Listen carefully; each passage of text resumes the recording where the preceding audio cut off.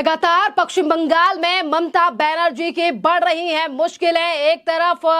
पश्चिम बंगाल यानी कि कलकत्ता मामले में अभी ममता बनर्जी की मुश्किलें नहीं हुई हैं कम, कि वहीं दूसरी तरफ पश्चिम बंगाल में यानी कि कलकत्ता में स्कूल वित्तीय घोटाले मामले में अब ईडी ने कर दी है 1 दर्जन जगहों पर दबिश। जी हां, आधा दर्जन जगहों पर ईडी ने की है सवेरे 6 बजे छापेमारी। लगातार ममता बनर्जी के राज्य पश्चिम बंगाल में कहीं महिलाएं नहीं है सुरक्षित, तो कहीं निजी स्कूलों के ट्रस्ट में किया जा रहा है वित्तीय, वो भी करोड़ों का घोटाला। और अब इस मामले में हो चुकी है ईडी की एंट्री। जी हां, निजी स्कूल के ट्रस्ट मामले में वित्तीय घोटाले में ईडी ने आज सवेरे 6-7 से ज्यादा जगहों पर छापेमारी की है। तस्वीरों में आप देख सकते हैं कि किस तरीके से केंद्रीय बल फोर्स जो है वो आपको दिखाई दे रहा है, क्योंकि सुरक्षा के भी खासा इंतजाम जो है वो किए गए हैं कि कहीं इस छापेमारी के चलते कहीं पत्थरबाजी या फिर ईडी पर हमला जो है वो ममता बनर्जी के लोग या फिर कहें कि हम गुंडे हमला ना कर दें। देखिए, कलकत्ता में कई जगहों पर छापेमारी के दौरान सुरक्षा के पुख्ता इंतजाम भी किए गए हैं। और अब ये जो मामला निकल कर आया है कि एक निजी स्कूल में जो फंड यानी कि ट्रस्ट में जो फंड आया है उसे इधर से उधर किया गया है। जानकारी ये सामने भी आ रही है कि ईडी सवेरे 6 बजे से इस पूरे मामले पर कई जगहों पर छापेमारी कर चुकी है। हर जगह पर जो है वो ईडी जाकर छानबीन कर रही है, जिसमें कलकत्ता के साथ साथ कई और जगहें भी शामिल हैं जहां पर ये छापेमारी ईडी के द्वारा की गई है। और अलीपुर में भी आज यानी कि पश्चिम बंगाल के अलीपुर में भी ईडी ने आज सवेरे छापेमारी की है। खबर ये भी सामने आ रही है कि इस पूरे मामले से जुड़े हुए कई सबूत जो हैं वो ईडी के हाथ लगे हैं और अब जल्द ही आखिरी तय तक पहुंच जाएगी ईडी, क्योंकि ये मामला मनी लॉन्ड्रिंग का है। और जिस तरीके से एक के बाद एक बड़े घोटाले ममता बनर्जी के राज्य पश्चिम बंगाल से निकल कर आ रहे हैं, ये ममता बनर्जी के शासन और प्रशासन को लेकर भी सवाल खड़े करते हैं,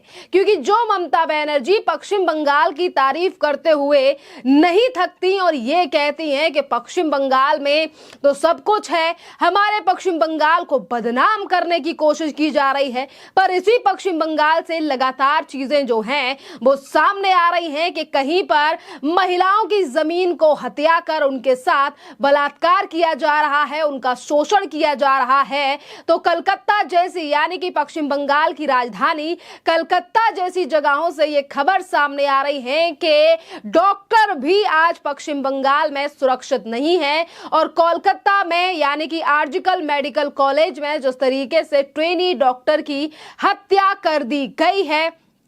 रेप के बाद, इस मामले में तो ममता बनर्जी सरकार की किरकिरी पूरे 1 महीने से हो रही है और लगातार ममता बनर्जी के इस्तीफे की मांग सोशल मीडिया से लेकर सड़कों पर अब जनता करती हुई नजर आ रही है। और इसी बीच आपको ये जानकारी भी दे दें कि एक तरफ निजी स्कूल मामले यानी कि ट्रस्ट में घोटाले मामले में ईडी की एंट्री हो चुकी है। मनी लॉन्ड्रिंग ट्रेल को पकड़ने के लिए ईडी ने आज कई जगहों पर छापेमारी की है। तो वहीं दूसरी तरफ कलकत्ता के आर्जिकल मेडिकल कॉलेज की हत्या की गई और इस पूरे मामले पर जिस पर सबसे ज्यादा शक गहराया इस पूरे मामले में आर्जिकल मेडिकल कॉलेज के पूर्व वाइस प्रिंसिपल यानी कि संदीप घोष। और आज संदीप घोष को सीबीआई के द्वारा गिरफ्तार भी कर लिया गया है। जानकारी ये भी है कि आज जब सीबीआई ने इस पूरे मामले में ये कदम उठाया है तो गिरफ्तारी सिर्फ संदीप घोष की नहीं की गई है,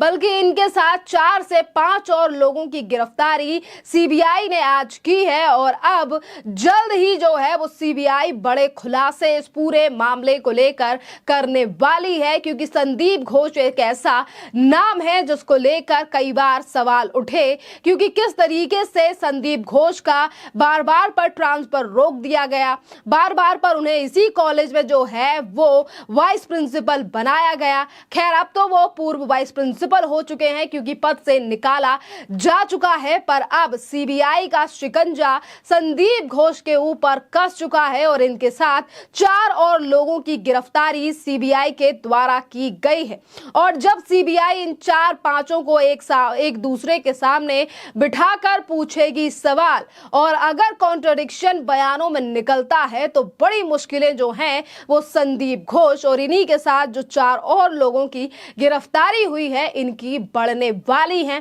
क्योंकि सीबीआई जो है वो उस पूरे मामले में काफी ज्यादा गहनता से जांच कर रही है और सीबीआई को ये मामला ट्रांसफर करने वाला कोई और नहीं बल्कि कलकत्ता का हाई कोर्ट है, क्योंकि ये मामला पहले पश्चिम बंगाल की पुलिस के पास था, कलकत्ता पुलिस के पास था, पर पुलिस ने जिस तरीके से ढिलाई जो है वो उस पूरे मामले को लेकर बढ़ती है, कहीं ना कहीं पश्चिम बंगाल की पुलिस को लेकर भी कई सवाल खड़े होते हुए नजर आते हैं कि किस तरीके से पश्चिम बंगाल की पुलिस सिर्फ और सिर्फ मुख्यमंत्री ममता बनर्जी की पैरवी करने में लगी हुई है, ममता बनर्जी को बचाने में लगी हुई है। पर वहीं दूसरी तरफ लगातार देखिए किस तरीके से बड़े खुलासे जो है वो उस पूरे मामले में हो रहे हैं और वहीं दूसरी तरफ महिला मुख्यमंत्री ममता बनर्जी जिन्हें इस पूरे मामले पर संज्ञान लेना चाहिए था वो सिर्फ और सिर्फ ढोंग करती हुई नजर आ रही हैं।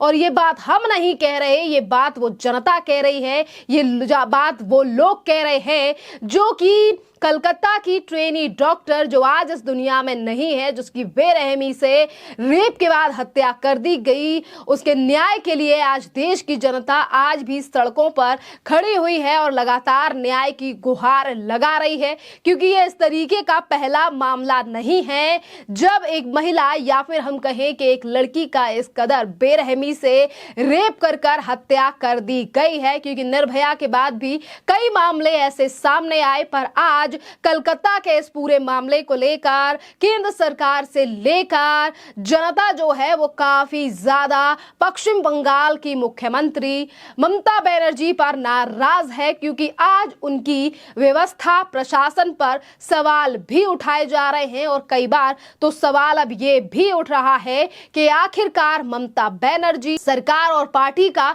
आखिरकार क्या संबंध है संदीप घोष जैसे व्यक्ति से, जो कि आर्जिकल मेडिकल कॉलेज का अब यानी कि पूर्व वाइस प्रिंसिपल रह चुका है और उसका आखिरकार तबादला क्यों नहीं किया गया था। एक और बात आपके लिए बता दें कि जहां एक तरफ सीबीआई ने उस पूरे मामले में संदीप घोष को गिरफ्तार कर लिया है, तो वहीं दूसरी तरफ अस्पताल पर जो पहले से आरोप लगे हैं डेड बॉडीज को लेकर, अब इस पूरे मामले में भी जांच जो है वो शुरू हो चुकी है और अब इसी तरीके के मामले जो पश्चिम बंगाल से सामने आ रहे हैं, जाहिर है कि ममता बनर्जी की मुश्किलें अब कम तो नहीं बल्कि और भी ज्यादा बढ़ने वाली हैं, क्योंकि ममता बनर्जी से एक तरफ इस्तीफे की मांग तो पश्चिम बंगाल में राष्ट्रपति शासन लगाने की मांग भी लगातार की जा रही है। खैर इस पूरे मामले पर आपकी जो भी राय हो आप हमें कमेंट कर जरूर बताइए। धन्यवाद।